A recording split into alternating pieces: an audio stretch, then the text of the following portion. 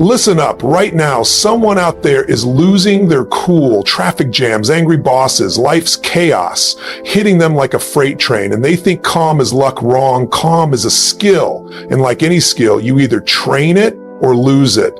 You want unshakable peace when the world's on fire. You want to be the eye of the hurricane when everyone else is panicking. Then wake up.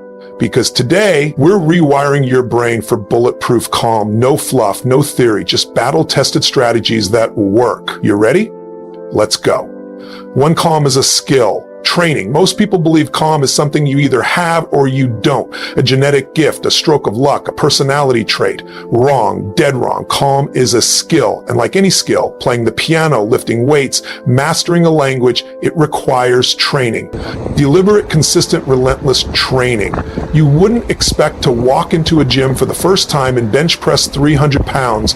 So why would you expect to face life's chaos without mental training and remain unshakable? It doesn't work that way. Champions aren't born, they're built.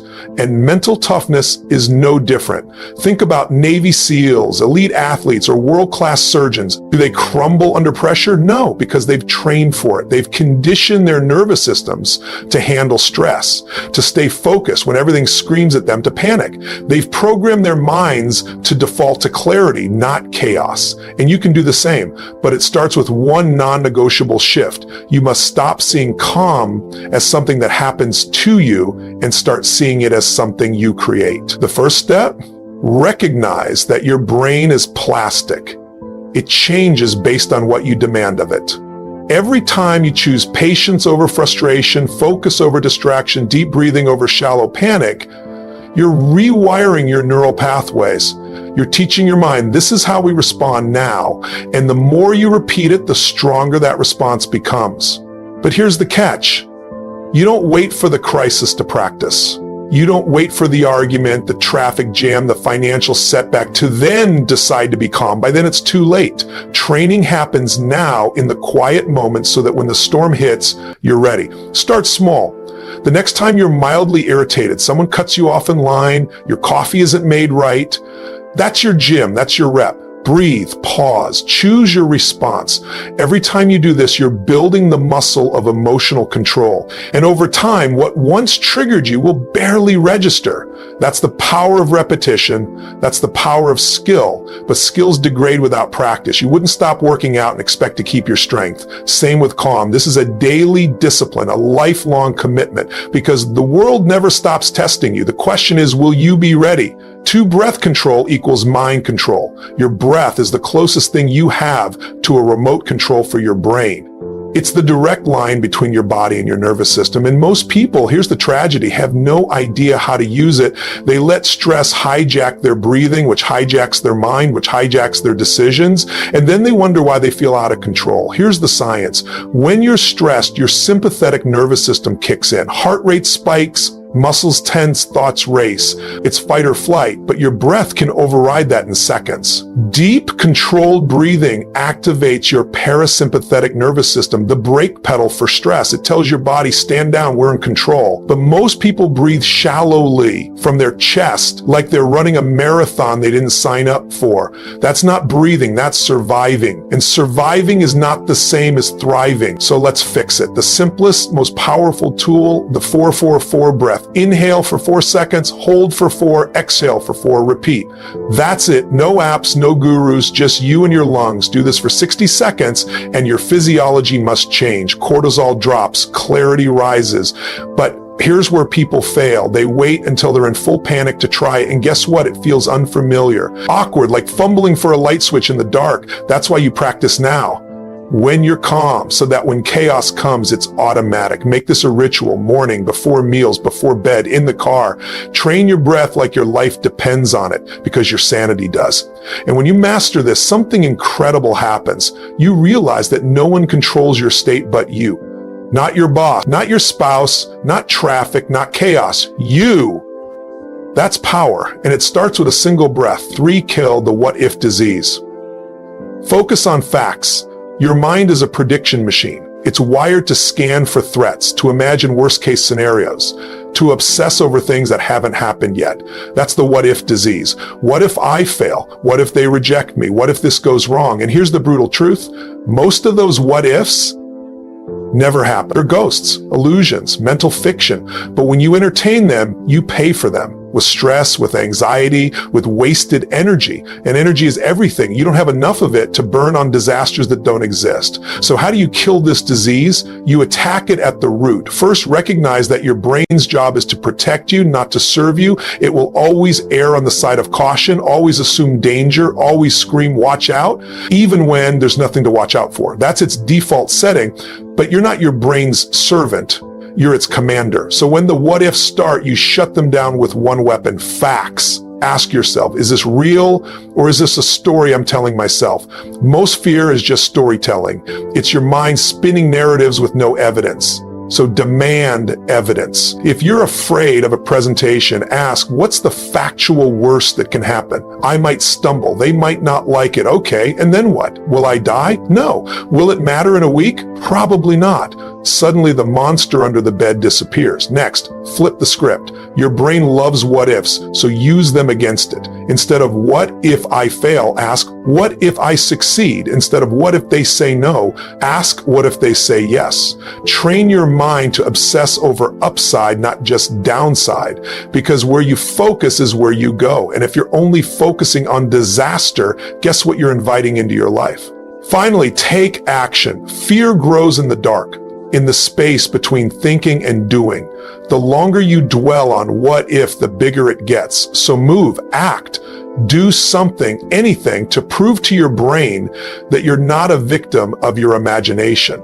Action is the antidote to anxiety. Every time you face a what if and step forward anyway, you weaken its grip. And over time, you rewire your mind to default to what's next instead of what if. Before move stress out, your body is your release valve. Stress isn't just in your head, it's in your body. It's trapped energy, tension, a chemical storm of cortisol and adrenaline screaming for an outlet. And if you don't give it one, it stays, it festers. It turns into sleepless nights, clenched jaws, short tempers. Most people try to think their way out of stress. They meditate, they journal, they positive thought themselves into calm. But that's only half the battle, because stress isn't just a mental state, it's a physical one. And your body doesn't speak affirmations, it speaks motion. When you're stressed, your body is preparing for action, fight or flight. That's biology. Your muscles tighten, your heart races, your breath shortens. That energy was meant to be used to run, to push, to fight. But in the modern world, we don't do that. We sit, we scroll, we suppress, and that unused energy turns toxic. So here's the rule. If you don't move it, it moves you. It controls your mood, your decisions, your health. The solution? Release the energy on purpose. Your body is your release valve. When stress hits, don't just breathe, move. Clench your fists hard for 10 seconds, then release. Feel the tension melt. Stand up and shake out your limbs like a dog shaking off water.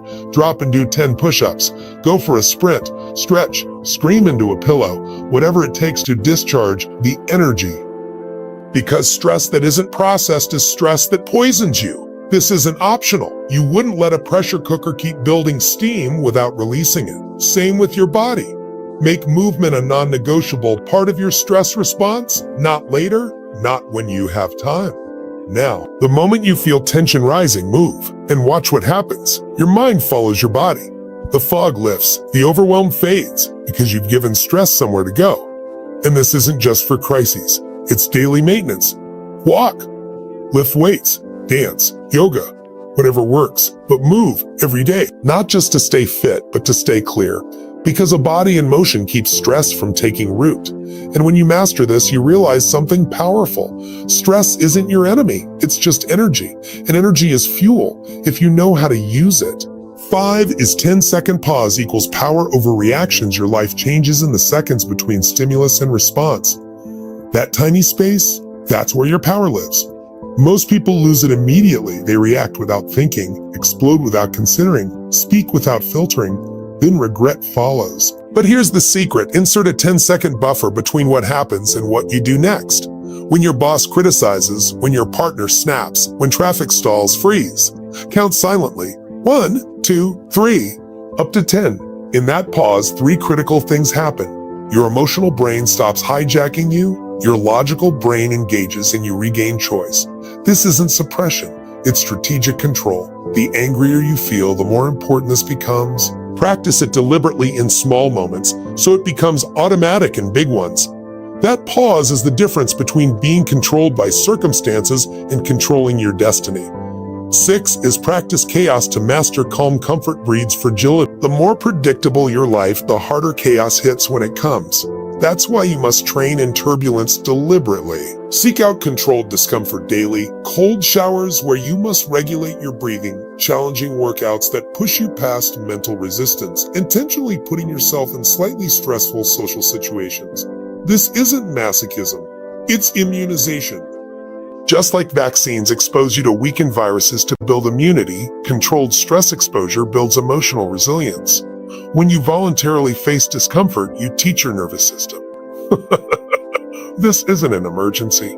Then when real stress comes, you don't panic, you operate. Navy SEAL don't wait for war to train, they simulate hell first. Your life will test you. The question is whether you'll be ready. Start small. Next time you're inconvenienced, don't avoid it, lean in. That's how ordinary people become unshakable. 7 cold showers, delays, stress is your gym. The modern world has made comfort the enemy of resilience. Sure, we avoid discomfort at all costs, then wonder why small stresses feel overwhelming. Here's the truth. Stress tolerance is built through exposure, not avoidance.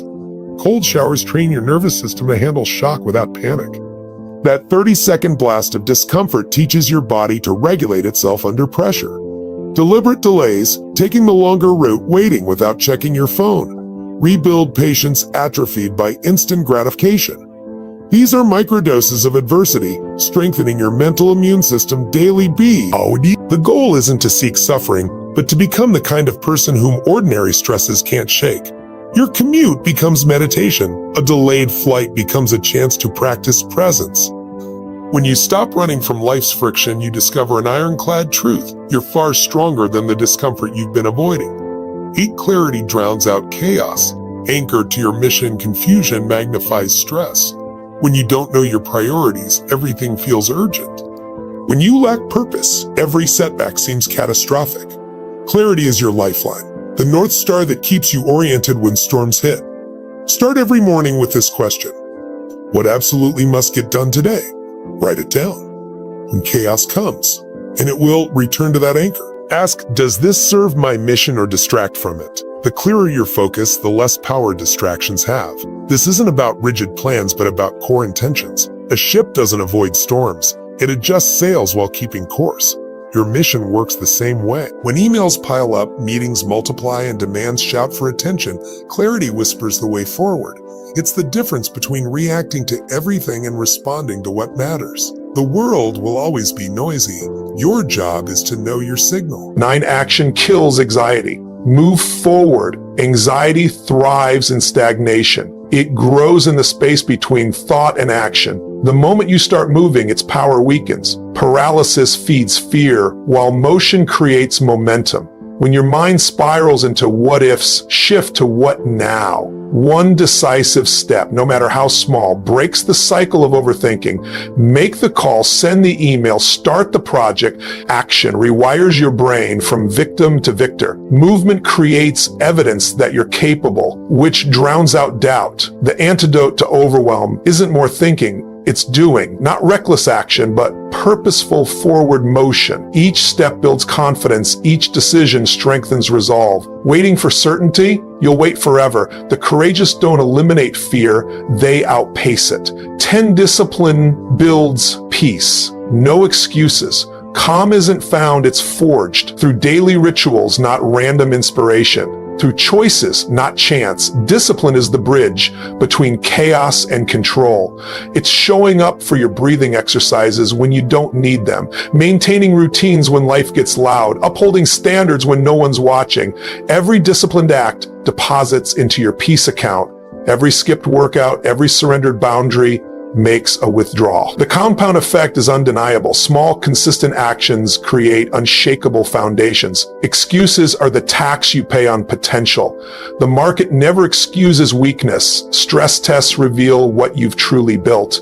Real peace comes not from avoiding storms, but from knowing your structure can withstand them. No magic, no luck, just daily deposits of disciplined action. So here's the deal. You don't hope for calm. You build it. You don't wait for peace. You earn it.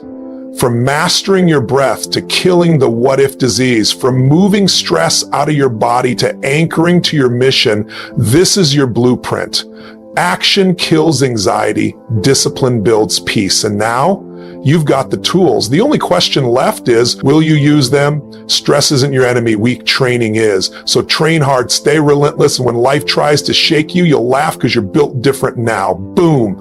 Drop "my mind is calm" in the comments if you've taken control of your calm today. And if you want more life-changing strategies, smash that subscribe button and hit the bell because we're just getting started. This is Tony Robbins' track, where champions are made. See you in the next one.